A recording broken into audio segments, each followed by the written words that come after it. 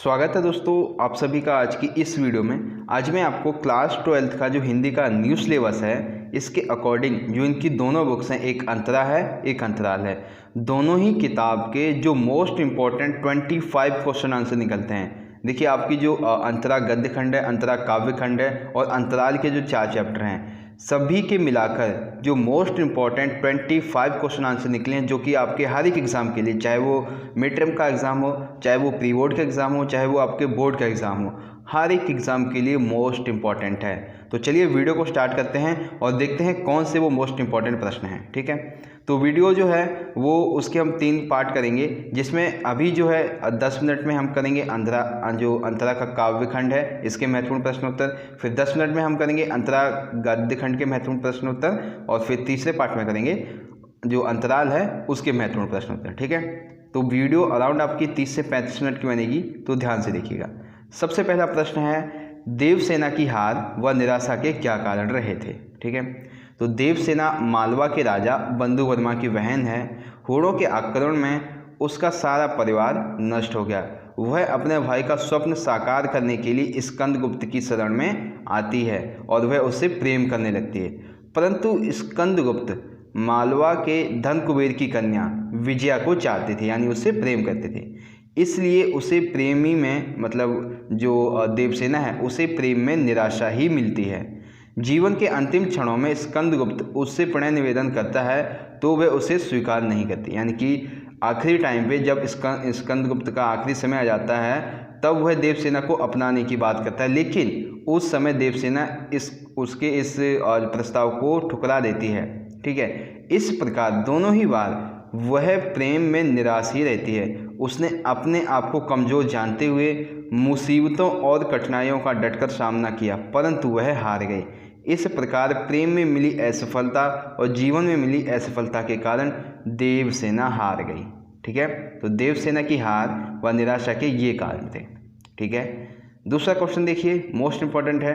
तोड़ो कविता का आरंभ तोड़ो तोड़ से हुआ है, वहीं इसका अंत हुआ है गोड़ो गोड़ो से, तो ऐसा कवि ने क्यों कहा है। ठीक है, ऐसा करने के पीछे कवि का एक विशेष उद्देश्य है। तोड़ो तोड़ो से कविता का आरंभ करके कवि मनुष्य की विघ्न, बाधाएं, खींच इत्यादि को चकनाचूर करने के लिए प्रेरित करता है। ठीक है, वहीं कविता का जो अंत है वो गोड़ो गोड़ो से हुआ है। गोड़ो गोड़ो से यह मन का मजबूत बनाकर सृजन शक्ति को बढ़ाने के लिए प्रेरित करते हैं। ऐसे ही इन शब्दों के द्वारा कवि मन को विशेष बल देने का प्रयास करता है ताकि वह अपने सम्मुख खड़ी कठिनाइयों से लड़ सके तथा सृजन शक्ति यानी कि जो सहनशीलता है बलशाली बन सके। इस प्रकार ही मनुष्य का जो विकास है वो संभव हो सकता है। ठीक है, तो तोड़ो कविता का आरंभ तोड़ो तोड़ो से हुआ है, लेकिन इसका अंत गोड़ो गोड़ो से हुआ है, तो कवि इसके संदर्भ में ये कहना चाहता है। अब देखिए जो क्वेश्चन नंबर 3 है कि सत्य की पहचान हम कैसे करें। ठीक है, और दूसरा प्रश्न है, सत्य का दिखना और ओझल होना कविता के संदर्भ में स्पष्ट कीजिए। तो देखिए, सत्य की पहचान केवल आत्मा के द्वारा ही की जा सकती है।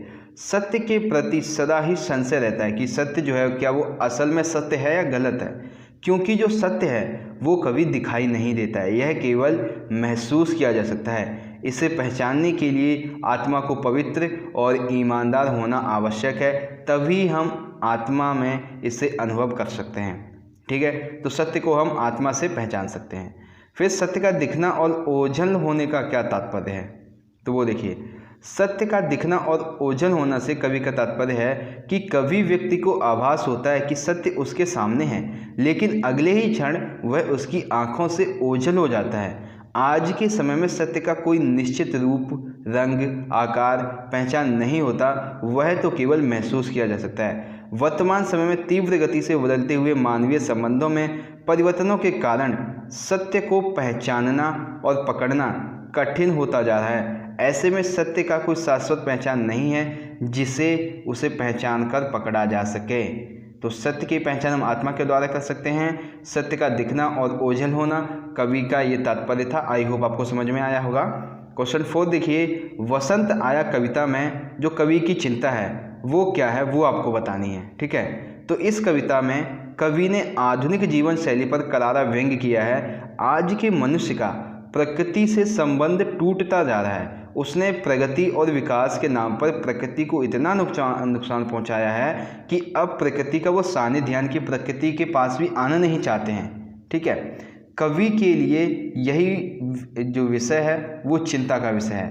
प्रकृति जो कभी एक उस व्यक्ति की सहचरी रही थी, आज व्यक्ति उससे कोसों दूर है। मनुष्य के पास अत्यधिक सुख सुविधाएं मुक्त साधन हैं, ठीक है, परंतु प्रकृति के सौंदर्य को देखने के लिए, उसे महसूस करने के लिए संवेदना ही शेष नहीं, उसके अंदर वो भावना ही नहीं है।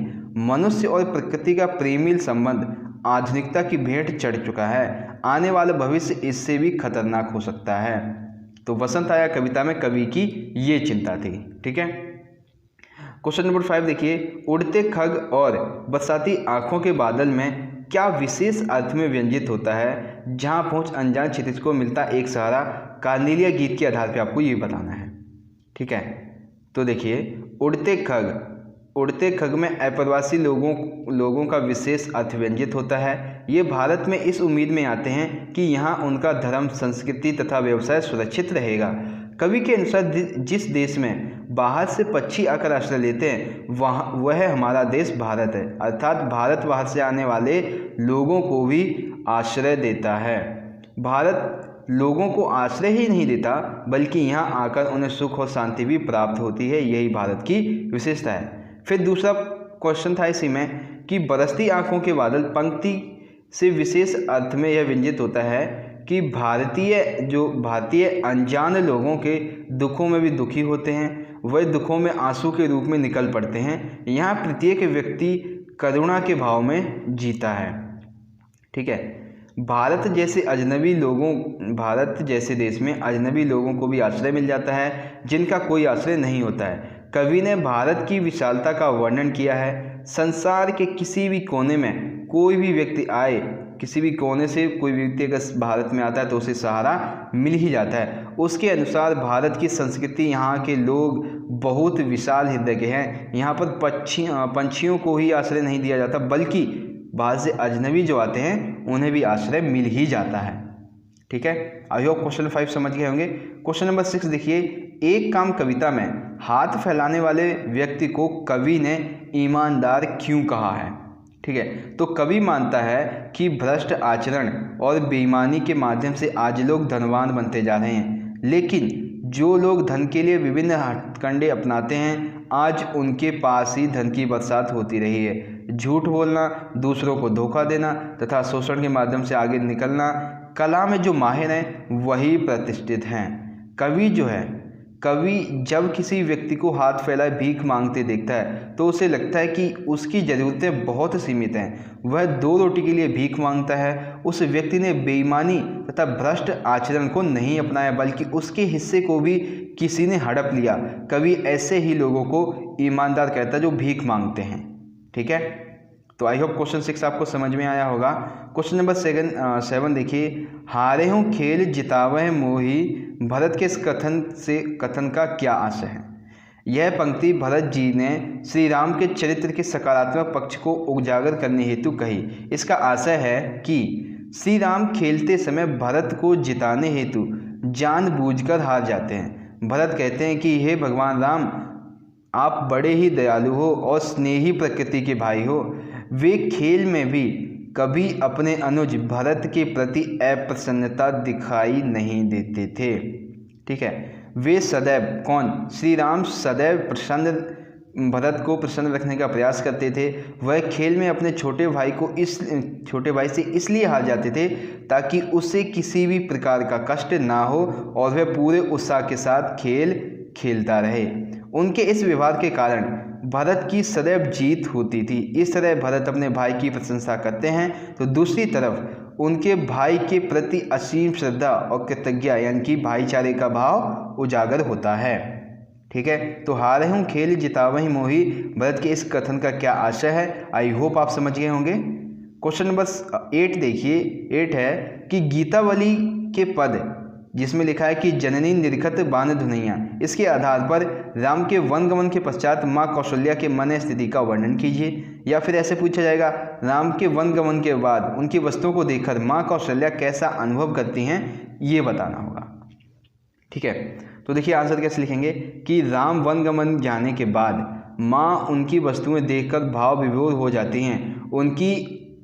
उनका स्नेह आंसुओं के रूप में आंख से छलक पड़ता है। उन्हें राजभवन में तथा राम के भवन में सिर्फ राम ही राम दिखाई देते हैं। वह कभी उनके धनुष बाण को देखती है तो कभी राम की जूतियों को आंखों से छूती है। उनकी आंखें हर स्थान पर बस राम को देखती हैं और उन्हें इस बात का स्मरण आता है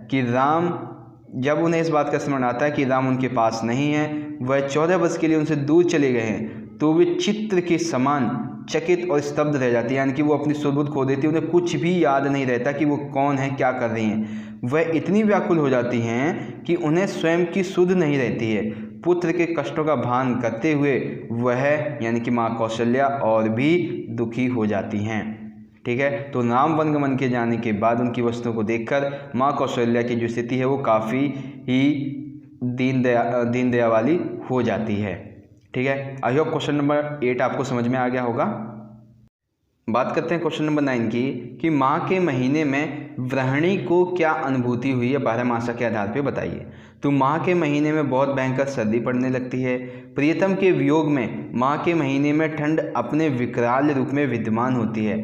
चारों ओर पाला अर्थात कोहरा, घना जो कोहरा होता है वो छाया होता है। गृहिणी के लिए यह स्थिति बहुत कष्ट वाली नहीं है, बल्कि इससे भी जो अधिक कष्ट देता है वह होती है विरह की पीड़ा। ठीक है, जो कि मौत के समान है।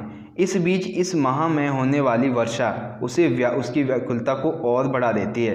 वर्षा में भीगी हुई नागमती को गीले वस्त्र तथा आभूषण तक तीर के समान चुभ रहे हैं। उसे बनाव श्रृंगार तक भाता नहीं है। माँ की तेज हवा और ओलों की वर्षा उसके जीवन को और भी कष्ट वाला बना देती हैं, लेकिन प्रियतम के वियोग में उसका जीवन पहले से ही रसहीन है। वह दिन प्रतिदिन क्षीण होती जा रही है। उसका शरीर तिनके के समान हल्का सा हो गया है। माँ की तेज हवाएं उसे हिलाती रहती है, यानी कि वह इतनी पतली हो गई है कि वो तेज हवाएं इस नागमती को हिला देती है। वह तो विरह रूपी अग्नि में जलकर राख के समान उड़ने के लिए भी तैयार हो चुकी है। तो माँ के महीने में गृहिणी की जो अनुभूति है वो काफ़ी पीड़ादायक है। ठीक है, विरह वाली है। क्वेश्चन नंबर 10 देखिए, विद्यापति के अनुसार कोयल और भंवरों का कलरव नायिका पर क्या प्रभाव डाल रहा था। ठीक है, तो सावन में कोयल और भंवरों का कलरव लोगों को प्रसन्न करता है, परंतु नायिका पर इसका प्रतिकूल यानी कि अलग प्रभाव पड़ता है। कोयल का मधुर स्वर और भंवरों का गुंजन नायिका को अपने प्रेमी की याद दिलाता है। वह अपने कानों को बंद करके इस कलरव को सुनने से बचना चाहती है, परंतु ये आवाज़ें फिर भी उसे सता रही हैं। परदेश गए प्रीतम की याद उसे आने लगती है। गृहिणी उसे वैसे ही बहुत जलाए हुए है, जो विरह अग्नि है जो उसे दूर है अपने प्रीतम से, उसे वही जला रखी है। साथ ही ये जो कलरव है, भंवरों का कलरव है, ठीक है, उनका गुंजन है, ये उसे और भी जला रहे हैं। ठीक है, तो ये क्वेश्चन नंबर 10 था। फिर एक इम्पॉर्टेंट है आपका कि जो देवसेना का गीत है उसी से है। देखिए, मैंने भ्रमवश जीवन संचित मधुकारियों की भीख लुटाई, पंक्ति का भाव है, भाव स्पष्ट कीजिए। तो प्रस्तुत पंक्ति देवसेना के गीत वेदना का परिचय मिलता है। वह स्कंदगुप्त से प्रेम कर बैठती है, परंतु स्कंदगुप्त के हृदय में कोई स्थान नहीं है। जब देवसेना को सत्य का पता चलता है तो उसे बहुत दुख होता है। स्कंदगुप्त को वह छोड़कर चली जाती है। उन्हीं बीते पलों को याद करते हुए वह कहती है कि मैंने प्रेम में अपने जीवन की अभिलाषा रूपी भिक्षा को लुटा दिया है। अब मेरे पास अभिलाषाएं भी नहीं बची हैं, अर्थात अभिलाषाओं के होने से मनुष्य के जीवन में उत्सव प्रेम का संचार होता है, परंतु आज उसके पास वह भी नहीं बची हैं। वह जीवन संग्राम में बड़ी आशाओं के साथ आगे बढ़ी। वह स्कंदगुप्त को नहीं पा सकी, यही उसकी संघर्ष और एवं उसकी हार हो गई। ठीक है, तो ये जो काव्यखंड थे उसके 10 महत्वपूर्ण प्रश्न उत्तर यहाँ पे कंप्लीट हो गए 15 मिनट में। अब हम बात करते हैं अंतरा गद्य खंड जो है इसके महत्वपूर्ण प्रश्नोत्तर के बारे में। ठीक है, अंतरा गद्य खंड के जो महत्वपूर्ण प्रश्नोत्तर हैं, सबसे पहले देखिए, लेखक का हिंदी साहित्य के प्रति झुकाव किस प्रकार बढ़ता चला गया, प्रेमधन की छाया स्मृति के आधार पर बताइए। ठीक है। तो देखिए, लेखक के पिता फारसी के ज्ञाता थे तथा हिंदी प्रेमी थे।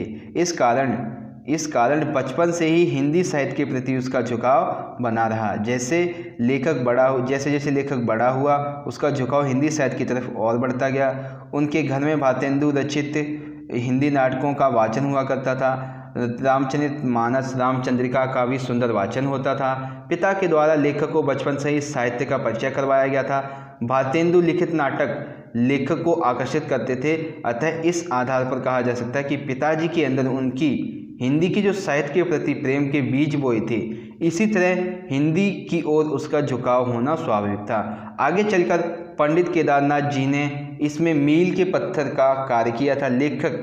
लेखक है, जिस पुस्तकालय में हिंदी की पुस्तकें पढ़ने जाया करते थे, उसी के संस्थापक केदारनाथ जी थे। वे लेखक को प्रायः पुस्तक ले जाते हुए देखते थे।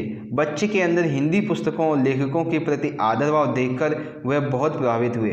उन्हीं के कारण 16 वर्ष की अवस्था में लेखक को हिंदी प्रेमियों की मंडली में परिचय हुआ। इस मंडली के सभी लोग हिंदी जगत में महत्वपूर्ण स्थान रखते थे, जिनमें काशी प्रसाद, जायसवाल, भगवान दास, ये सभी जो लेखक थे, इन सब के रहते हुए लेखक का साहित्य के प्रति झुकाव और तेजी से बढ़ने लगा था।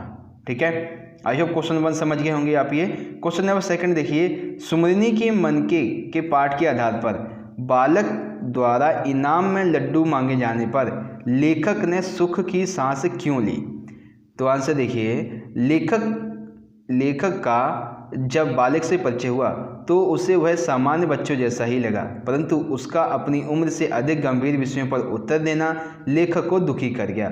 वह समझ गया कि पिता के द्वारा उसकी योग्यता का इतना अधिक उभारा गया है कि इसमें बालक का जो बचपना है वो खत्म हो गया है। पिता ने उसे उम्र से ही अधिक विद्वान बनाने का प्रयास किया, जिससे कि एक अंदर का जो उसका बालक होता है वो पिसकर रह गया है। एक बालक के विकास के लिए शिक्षा बहुत आवश्यक है, परंतु वह खेलकूद और जीवन के छोटे छोटे सुखों को छोड़कर भी उसमें घुल जाए तो ऐसी स्थिति बच्चे और समाज के लिए सुखकारी नहीं है। इस तरह हम उसका बचपन समाप्त कर रहे हैं। लेखक के अनुसार पिता तथा उनके साथ बैठे लोग इस प्रयास में सफल भी हो गए थे, लेकिन जब इनाम में बच्चे ने लड्डू मांगा तो लेखक ने सुख की सांस भरी। एक बालक के लिए स्वाभाविक बात थी, उसे यही मांगना चाहिए था। उसने मांगा भी।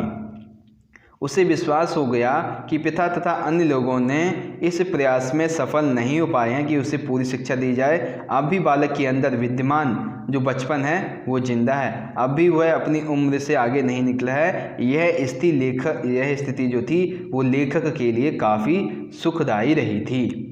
ठीक है, फिर क्वेश्चन नंबर 3 देखिए, संवदिया होता है, इसकी क्या विशेषताएं थी? ठीक है, और गांव वाले के मन में संवदिया के लेकर क्या विधारणा थी?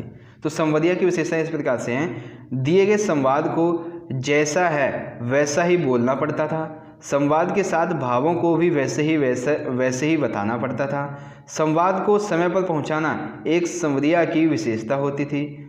संवदिया को भावनाओं में नहीं बहना चाहिए, उसे संवाद को भावनाओं में अलग रखना चाहिए। उसे मार्ग का ज्ञान होना चाहिए। संवाद को पहुंचाने के लिए गोपनीयता बहुत आवश्यक होती है। ठीक है, फिर गांव वाले के मन में अवधारणा थी कि संवादिया एक कामचोर, निठल्ला, पेटू आदमी होता है। जिसके पास कोई काम नहीं होता है वह संवादिया बन जाता है। ये औरतों के गुलाम होते हैं, ये मर्द कहलाने के लायक भी नहीं होते हैं। ठीक है, तो ये संवदिया की विशेषताएं थी। और गांव वालों के प्रति जो गांव वाले थे वो संवदिया के प्रति क्या सोचते थे, आई होप पता चला होगा आपको। फिर बात करते हैं क्वेश्चन नंबर 4 की। शेर लघु कथा में जो हमारी सामाजिक व्यवस्था है उस पर क्या व्यंग्य किया गया है? ठीक है, फिर दूसरा प्रश्न है कि शेर के मुंह और रोजगार के दफ्तर के बीच में क्या अंतर है? तो इस कहानी में लेखक ने हमारी शासन व्यवस्था पर करारा व्यंग्य किया है। शेर के माध्यम से उसने व्यंग्य किया है कि पहली बार कहानी स्पष्ट नहीं हो पाती है। जब हम गंभीरता से पुनः पढ़ते हैं तो समझ आता है कि लेखक ने शासन व्यवस्था की खिल्ली उड़ाई है। उसे पढ़कर हंसने लगते हैं। शेर का मुंह उस शासन व्यवस्था को दर्शाता है जिसमें लोग जाकर कभी लौट नहीं पाते हैं। जनता नेताओं को दिए विभिन्न प्रकार के प्रलोभन उनके झांसे में उनके झांसे को सच मान लेते हैं और अपना मत देकर उन्हें विजयी बना देते हैं। इस प्रकार से विश्वास में अपना शोषण करवाती है और गलत उम्मीदवार को चुन लेती है। उम्मीदवार भी अंत तक उन्हें विश्वास के धोखे में रखता है और उनका जमकर शोषण करता है।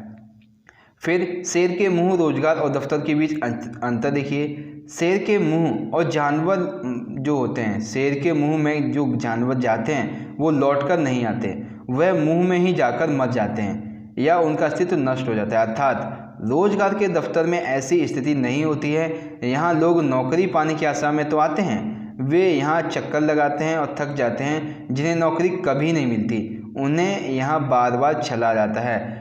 कम मजदूरी पर काम करना पड़ता है, बस उनका अस्तित्व समाप्त नहीं होता। यानी कि वो एक तरह से होते तो है मरे हुए समान ही, लेकिन उनका अस्तित्व समाप्त नहीं होता है।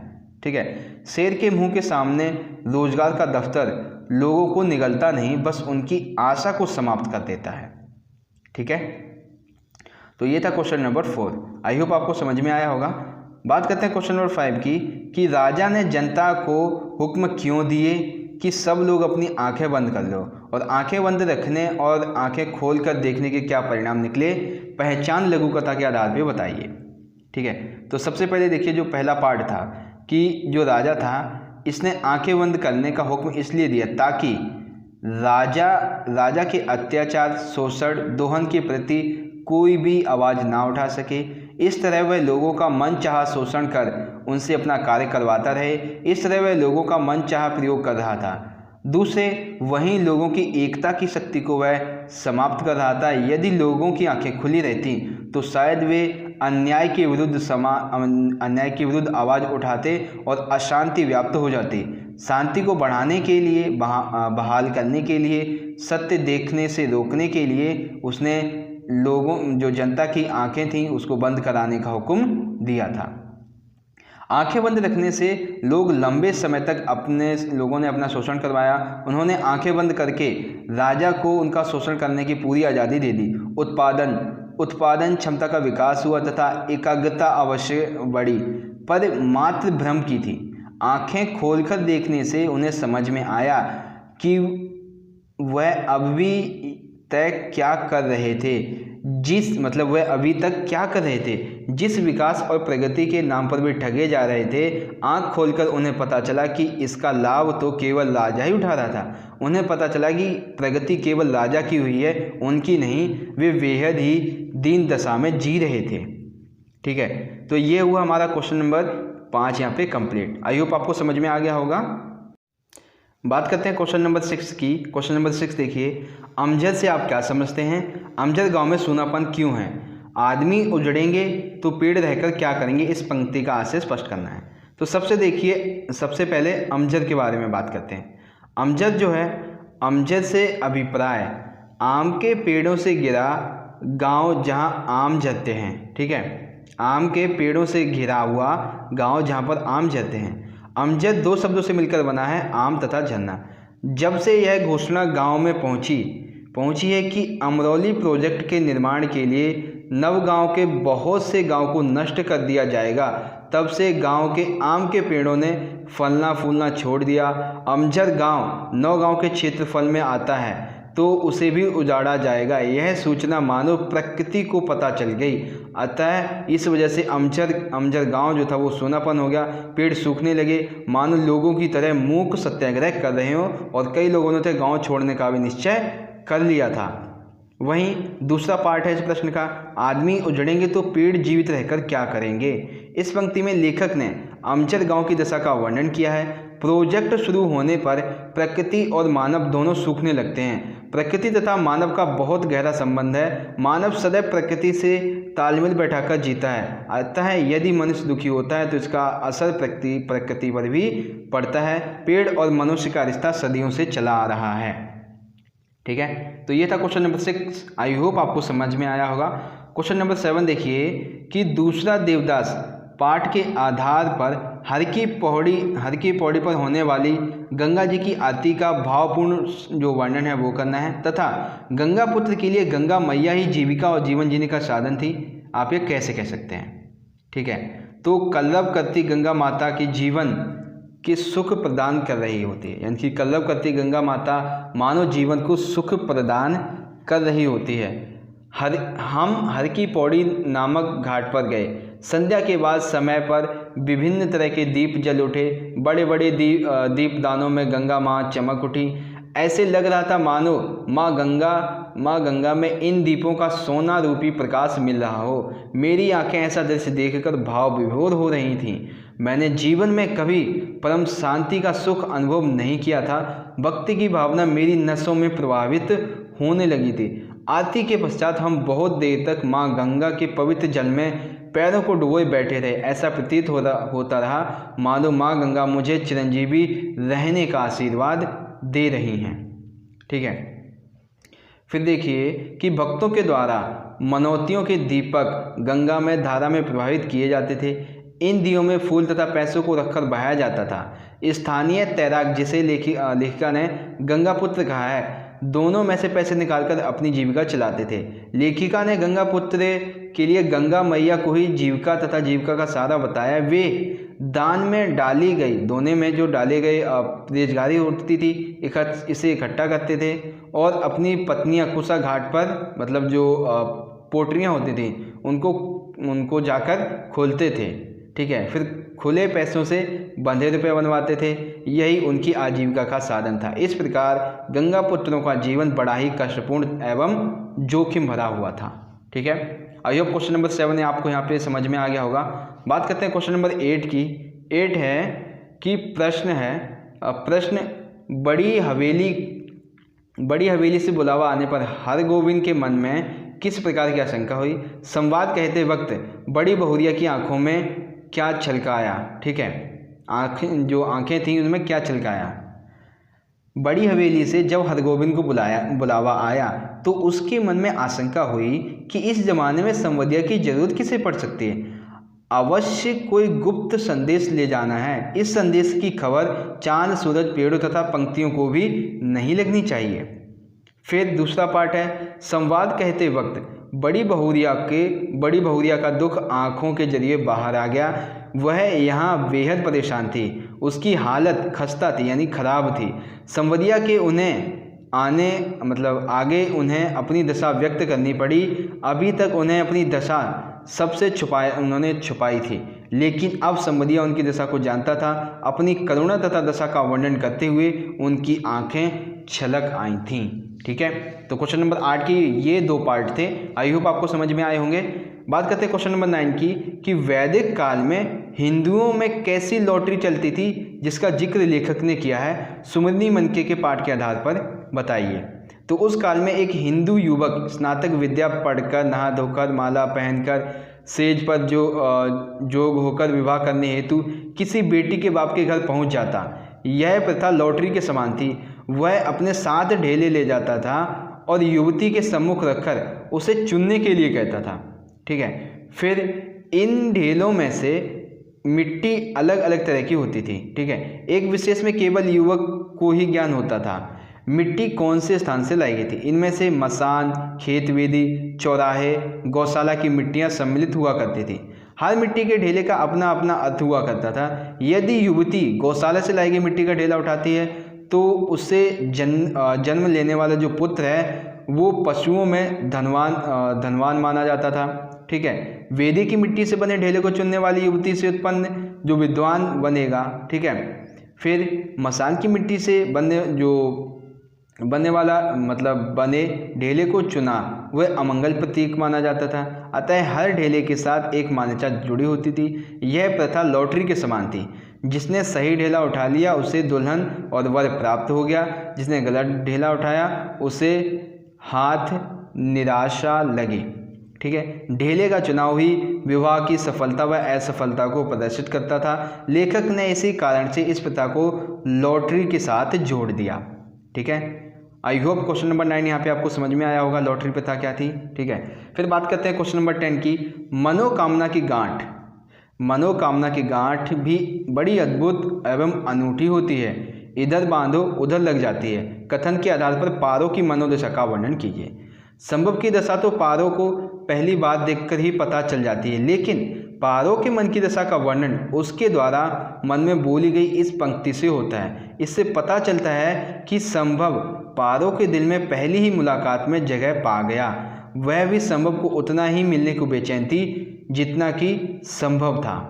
ठीक है, वह भी कौन, पारो भी संभव से प्रेम करने लगी थी, यहाँ तक कि संभव से मिलने के लिए उसने संभव की भांति ही मनसा देवी में मन्नत की चुन्नी बांधी। संभव को देखकर वह बहुत प्रसन्न हुई और हैरान भी, क्योंकि अति शीघ्र ही उसकी मन्नत पूरी हो गई थी। इससे पता चलता है कि उसकी मनोदशा भी संभव की भांति पागल प्रेमी जैसी थी, जो अपने प्रियतम को ढूंढने के लिए यहाँ वह मारा फिर रहा था।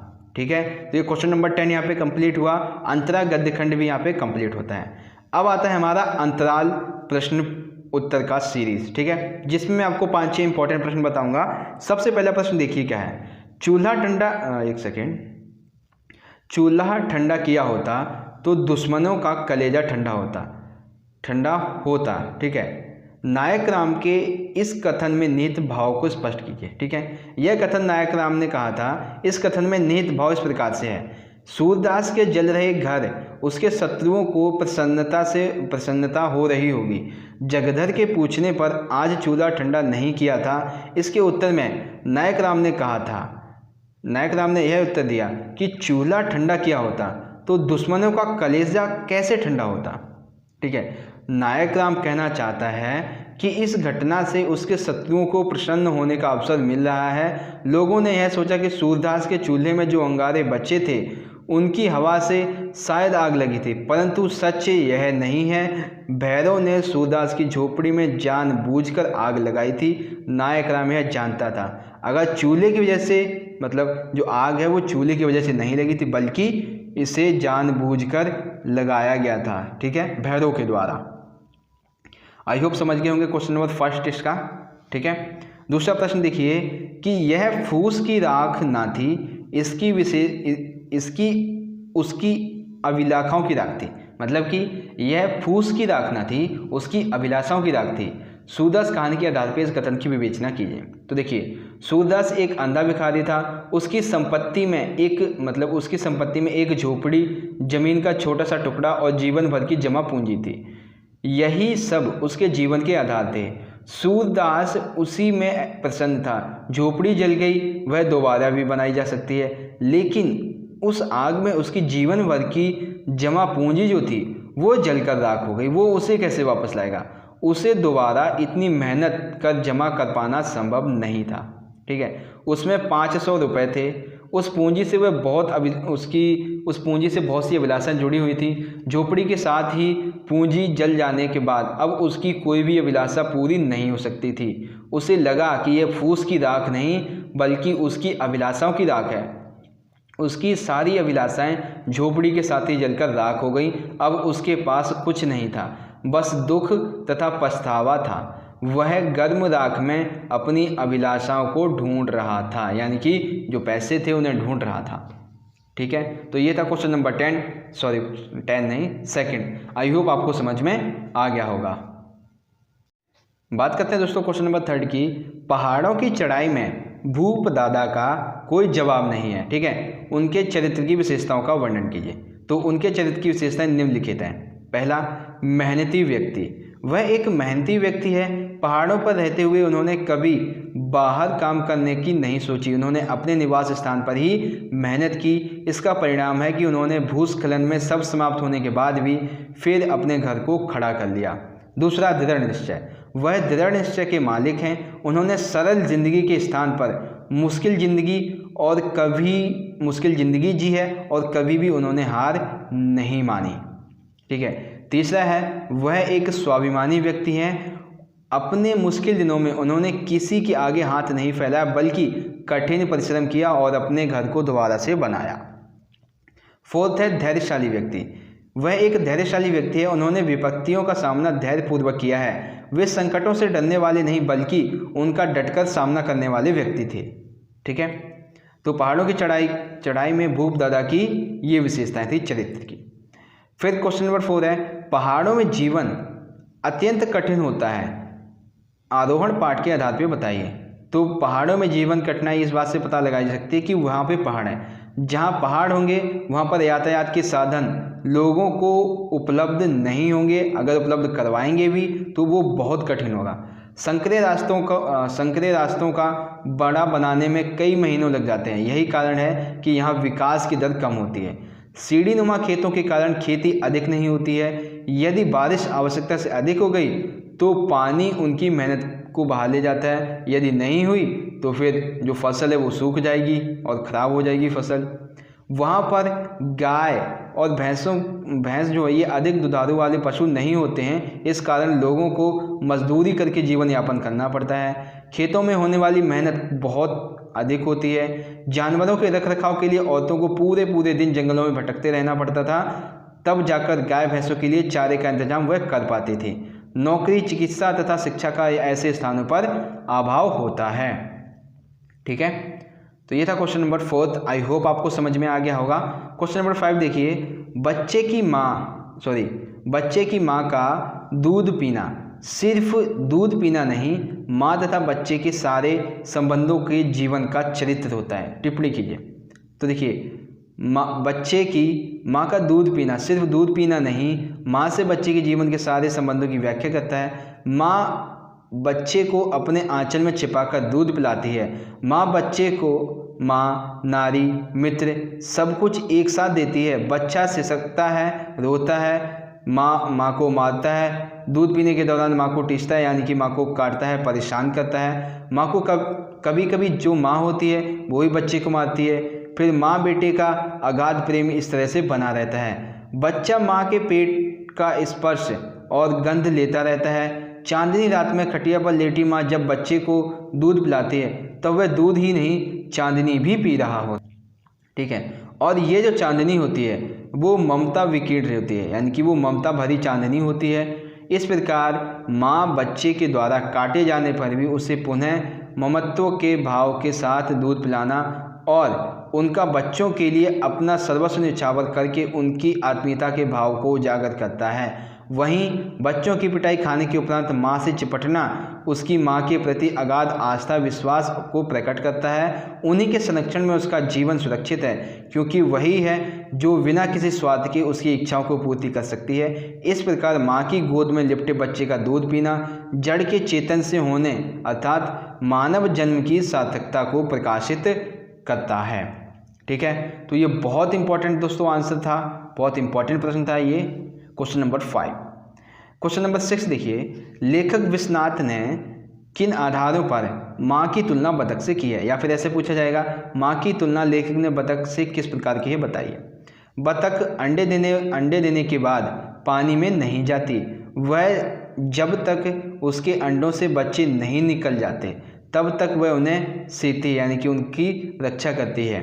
वे अंडों को अपने पंखों के मध्य रखती है। इस तरह बच्चों को वह सबसे बचाकर रखती है। वह अपने अंडों को तथा बच्चों की सुरक्षा के लिए बहुत सार्थकता के साथ कोमलता से काम लेती है। एक तरफ जहां सार्थक होती है वहीं दूसरी ओर वह प्रयास करती है कि उसके अंडों तथा उनसे निकलने वाले बच्चों को कोई नुकसान ना हो। ऐसा ही विश्वनाथ की माँ भी करती थी। वह अपने बच्चे को बहुत ही अच्छे से देखभाल करती थी। वह उसे दूध पिलाती थी, अपने पास सुलाती थी, उसका हर कार्य करती थी। इसी कारण लेखक विश्वनाथ ने अपनी माँ की तुलना जो है वो किससे की थी? बतख से की थी। ठीक है, आई होप क्वेश्चन 6 आपको समझ में आ गया होगा।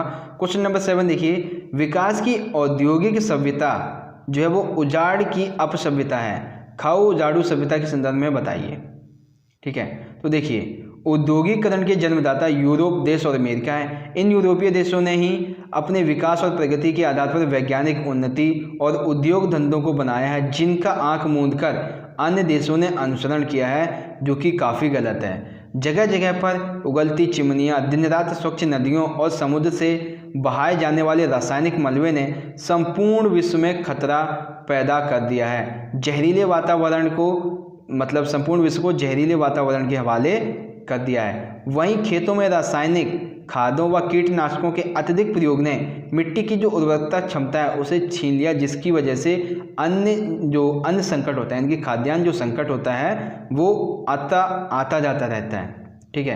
प्रकृति भगवान के द्वारा लाई गई बहुत बहुमूल्य भेंट है।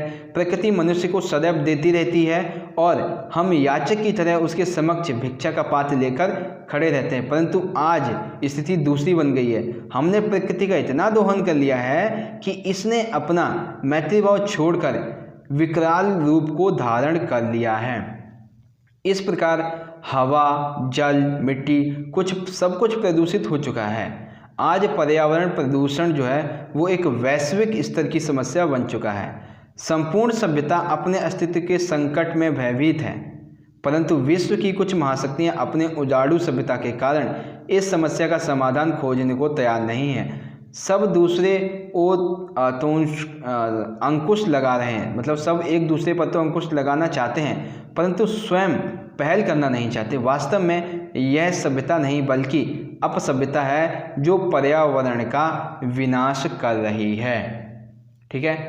विकास की औद्योगिक सभ्यता उजाड़ की सभ्यता है। खाऊ झाड़ू सभ्यता के संदर्भ में पर्यावरण के विनाश पर प्रकाश डालिए। आई होप क्वेश्चन नंबर 7 आपको समझ में आ गया होगा। इस वीडियो का सबसे आखिरी प्रश्न दोस्तों बचता है यहाँ पे, तो हम 100 लाख बार बनाएंगे इस कथन के संदर्भ में सूरदास के चरित्र की जो विवेचना है वो बताइए। तो सूरदास एक दृष्टिहीन व्यक्ति हैं, वह अपनी विकलांगता की वजह से लाचार और बेबस है। ठीक है। फिर देखिए इसका आंसर पूरा। अपनी परिस्थितियों से वह दुखी है, उसे शारीरिक अपंगता के कारण यातना भी झेलनी पड़ती हैं, किंतु उसकी विवशता उसकी चारित्रिक विशेषताओं को दबा देने में असमर्थ है। उससे ईर्ष्या करने वाले लोगों की कमी नहीं है। ऐसे ही लोग उसकी झोपड़ी को जलाकर राख कर देते हैं। झोपड़ी को जलाने वालों के बारे में सूरदास को पता है, परंतु वह ऐसे लोगों के प्रति प्रतिशोध की भावना नहीं रखता है। वह सत्य तथा अहिंसा में विश्वास रखता था। सत्याग्रह उसका अस्त्र है। ठीक है। उन्हें सुधारने का मौका देना चाहता था। सूरदास पुनर्निर्माण में विश्वास रखता था। मिठुआ के पूछे जाने पर यदि कोई 100 लाख बार झोपड़ी में आग लगा दे तो आप क्या करेंगे? सूरदास सहज होकर कहते हैं तो हम 100 लाख बार झोपड़ी को बनाएंगे। ठीक है। तो आई होप क्वेश्चन नंबर जो 8 है ये आपको समझ में आ गया होगा। इसी तरह से दोस्तों हमारी आज की ये वीडियो यहाँ पे ख़त्म होती है, जिसमें आपको क्लास 12 के हिंदी के अंतरा और अंतराल दोनों बुक के जो मोस्ट इंपॉर्टेंट 25 क्वेश्चन आंसर थे वो आपको पता चले। अगर दोस्तों आपको वीडियो अच्छी लगी हो तो लाइक करना, इस वीडियो को ज़्यादा से ज़्यादा अपने सभी दोस्तों के साथ जरूर शेयर कर दीजिएगा। हम मिलेंगे अगली वीडियो में किसी नए सब्जेक्ट के इंपॉर्टेंट क्वेश्चन आंसर की वीडियो के साथ। तब तक के लिए आप पढ़ते रहिए, अपना ख्याल रखिए। धन्यवाद। जय हिंद, वंदे मातरम।